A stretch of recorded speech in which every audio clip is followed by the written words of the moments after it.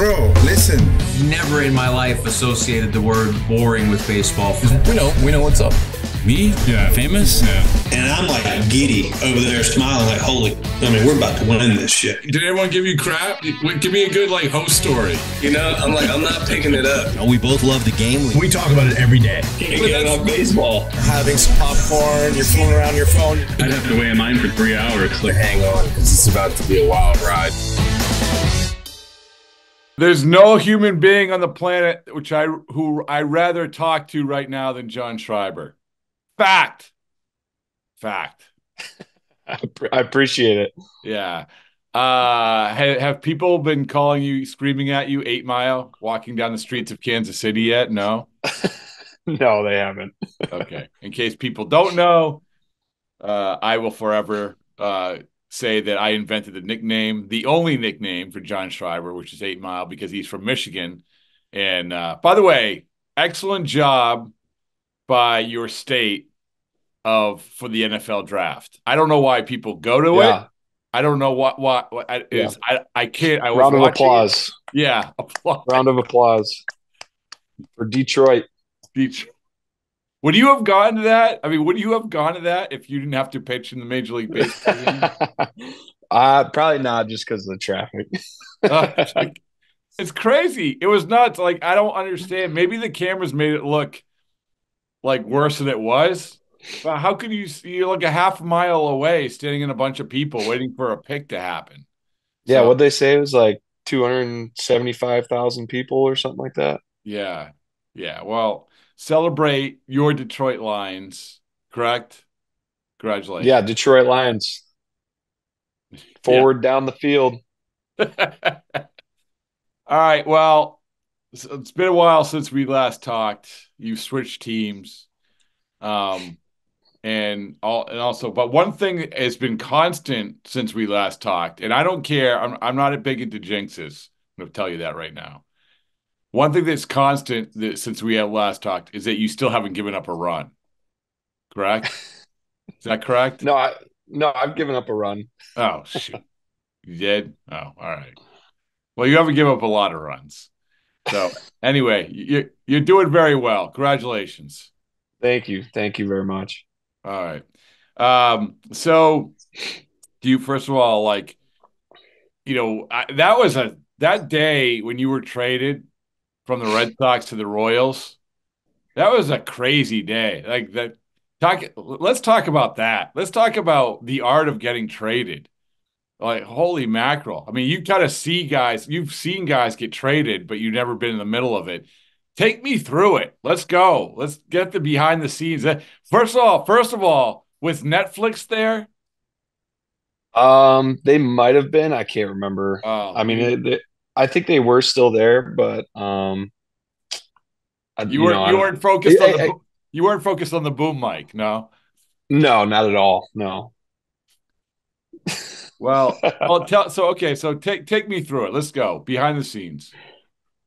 Yeah, I mean, before you get traded, when I was with Boston in spring training, I was just getting ready, just get ready for the season and all this stuff. Working on my pitch arsenal, and all that. And I think I just got done doing PFPs or something like that. And I actually hurt my hip a little, or my groin a little bit, a couple days before from doing conditioning and stuff. And we were doing PFPs, and I was like, yeah, I'm good. I can do PFPs. I mean, it wasn't anything like super difficult. It was just fielding a ground ball and throwing it to first base. And they're like, no, they don't want you, fielding ground balls and stuff like that. I was like, man, I'm feeling good. Like, come on, just let me do it. And then heading back to the clubhouse and saw AC coming by, and he just gave me like, hey, come here, come into my office. And I was like, I knew something was going on, so I went in there and was like, yeah, we traded you to the Royals.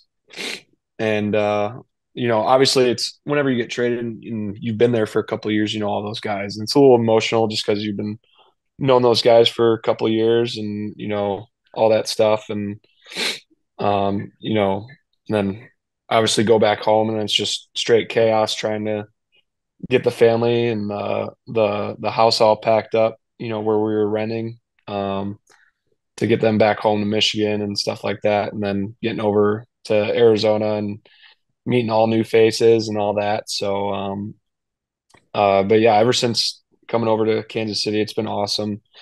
Staff members, teammates, all of that, and you know, we're enjoying it. So, So when you walk out of Cora's office, do you run into guys? Do you tell them, "Hey, I was just traded. I was just traded. I was just traded," or or do they just find out, from somebody else?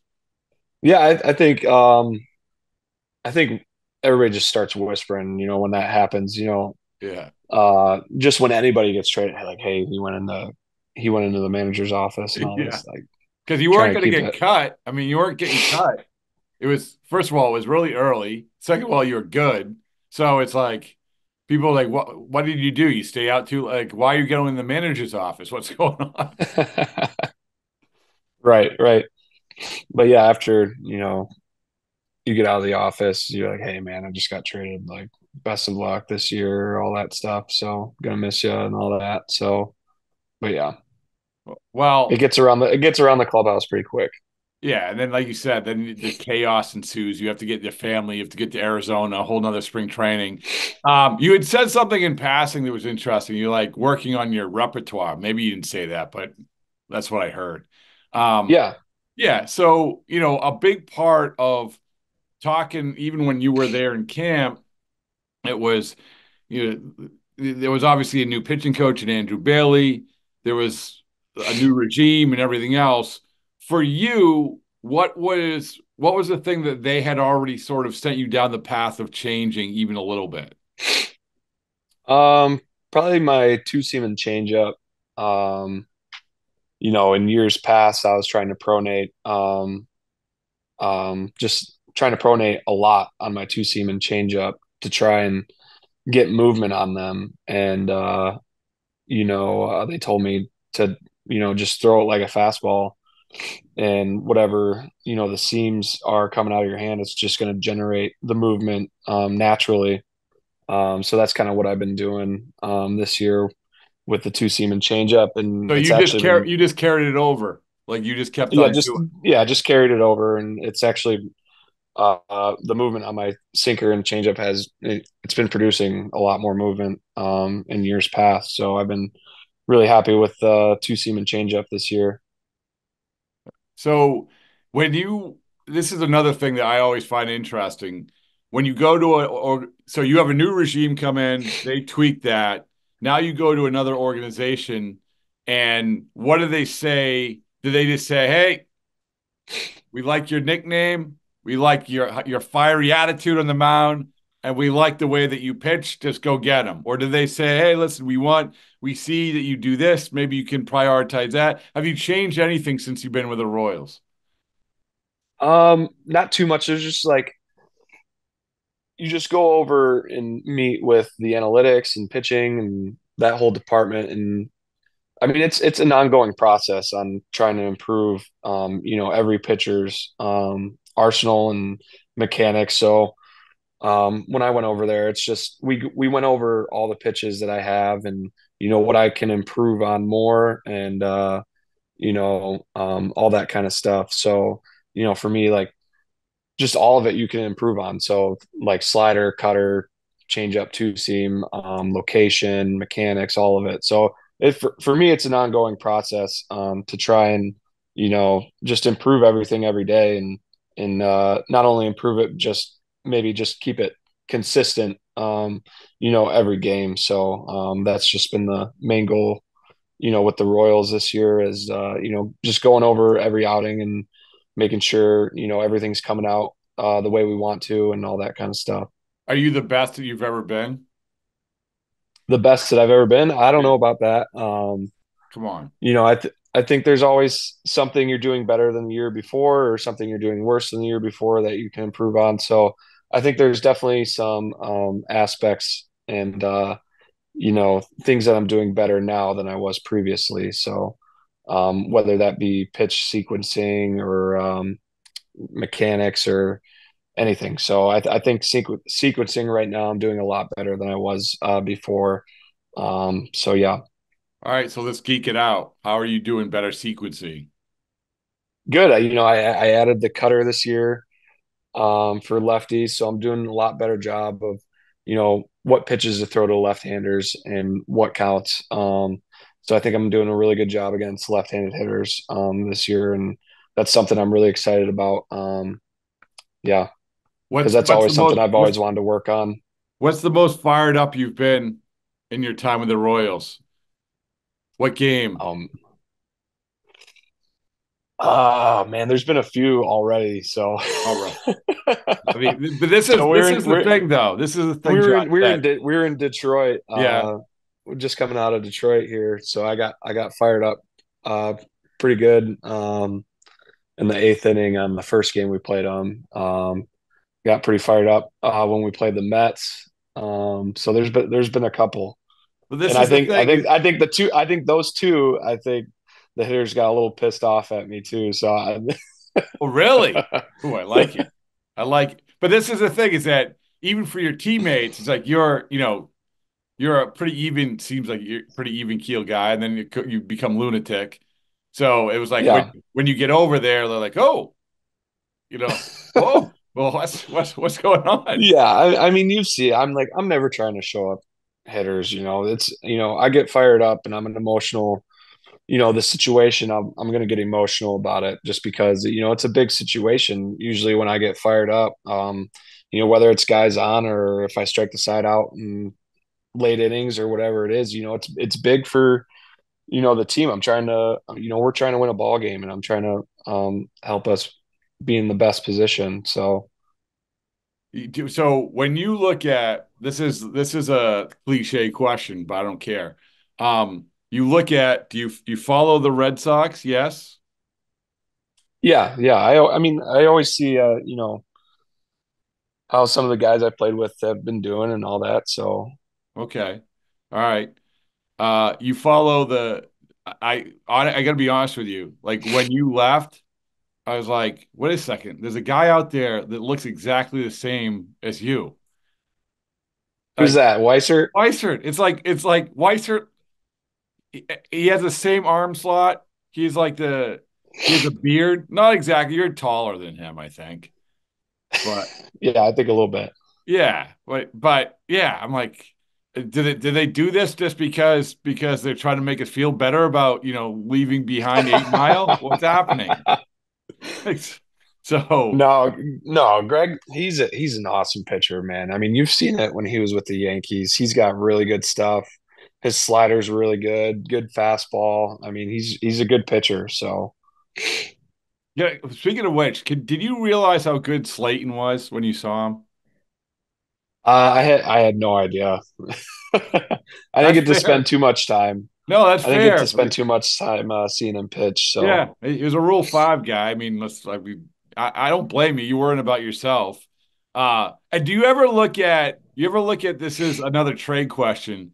You ever look at the guy you're traded for? um, not really. I think I just knew he was a starter. Okay.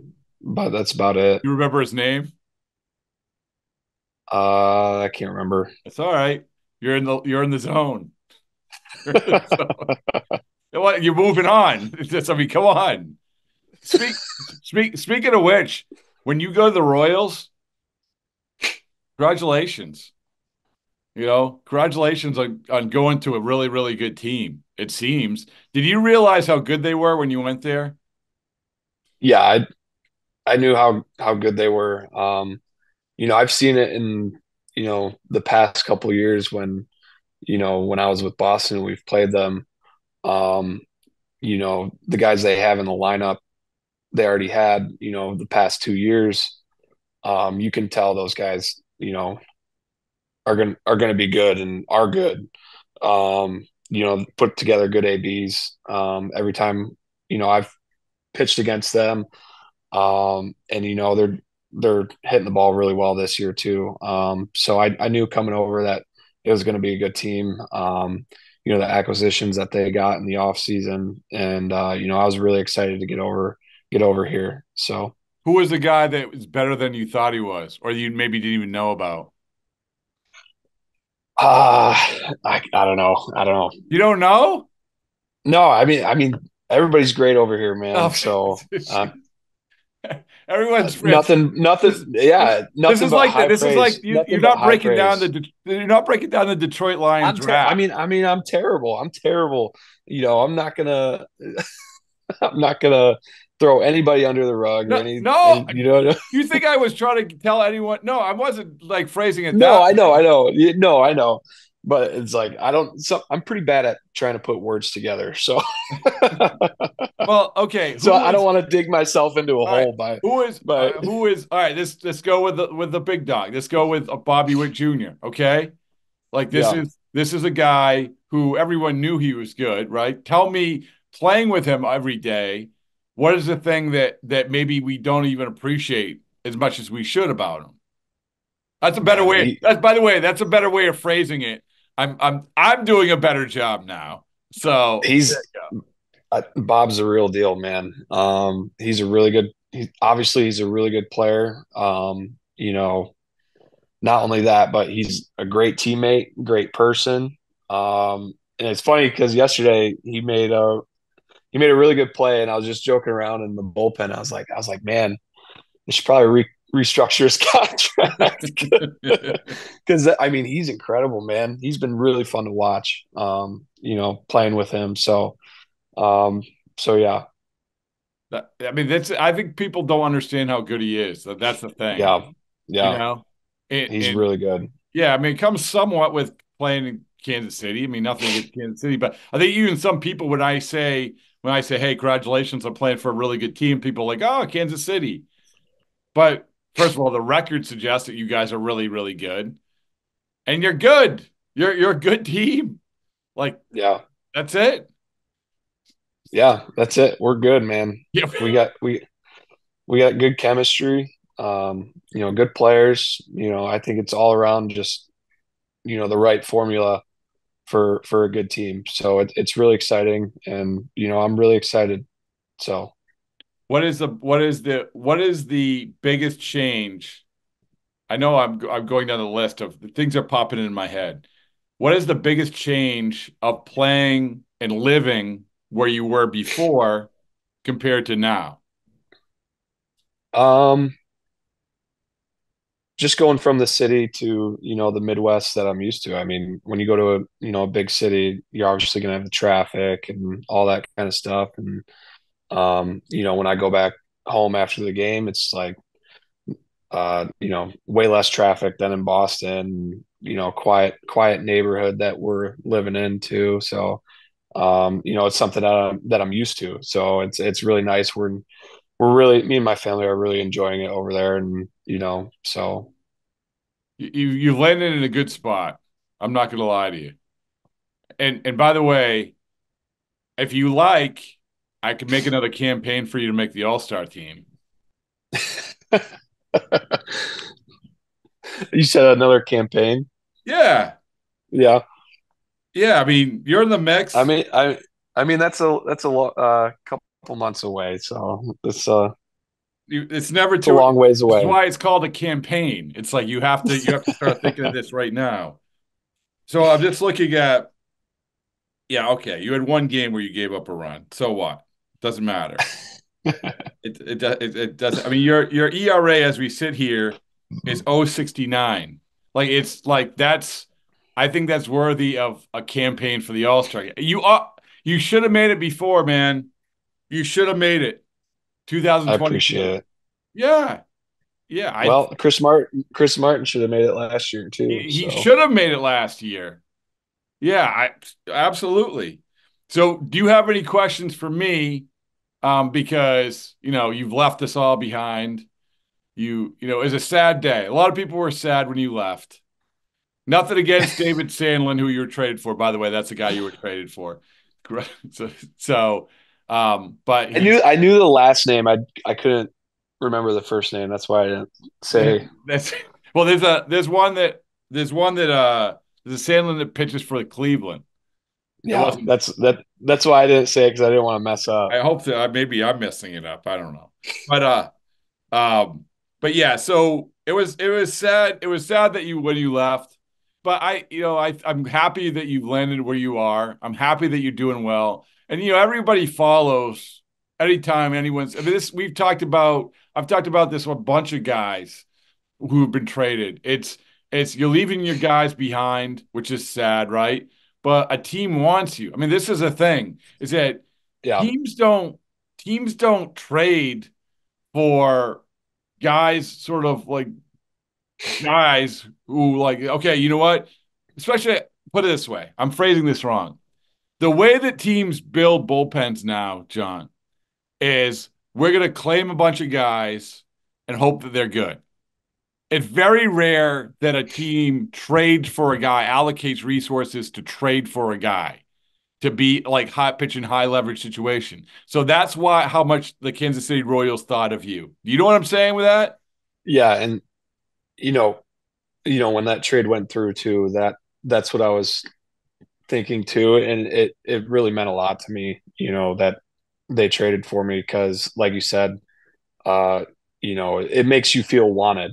And as a reliever, how high the turnover rate is, and then whenever a team trades for a reliever, like you said, like I said too, it just makes you feel wanted, and it's a good feeling, and it puts even more confidence in you, and more drive and all that kind of stuff. So it's a really good feeling. Yeah. I mean, is that a legitimate thing though? Like really, like that you can get the attaboys for the last couple of years, but when this happens, it's money's one thing. Money's the first sign of respect and acknowledgement, but this is a pretty good one. That was like, hey, a team thinks this of me. I must be pretty good. I mean, I'm not saying that, but you know what I'm saying. Yeah, that's my opinion on if a team trades for you. I'd like to hope that's how other people feel as well. It's a good feeling. Like I said, it makes you feel wanted, and it's an awesome feeling when you have that. So it boosts your confidence way up. When a team goes for you. So yeah, well, congratulations. I think if you haven't entered into contract negotiations, I think you should. That's beyond me. I'm just trying to get outs and help the team win. That's my main focus. Man, all that other stuff doesn't matter to me. They put you through media training in Kansas City. What happened? No, they didn't. No, they didn't. Well, I'll speak for you. All Star Game, contract extension, nicknames. There you go. You're doing it all. I should have remembered to bring the hoodie that I just bought in spring training from the M&M store that said "Mom Spaghetti" with a big graphic on the back of it. I should have brought that to Toronto and wore it and stood up and showed you. Oh man, did you buy that? Just when you were leading into the nickname, the nickname of 8 Mile, just when you were leading into it. Right? Yeah, he was selling hoodies when the Lions were in the playoffs last year, and I went online and I scooped it up.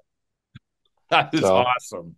All right, well, tell everyone in Kansas City what your nickname is. If you don't, I will. So it's good. It's good for the brand. I appreciate it. I really appreciate it. It's good seeing you, good hearing from you, and yeah, you too. I think stuff. We're going to be there in July, I believe. Yeah. So listen, you know where you're going to be? You know where you're going to be in July? You're going to be in Arlington, Texas. That's where you're going to be. The All Star Game. I'll try my best.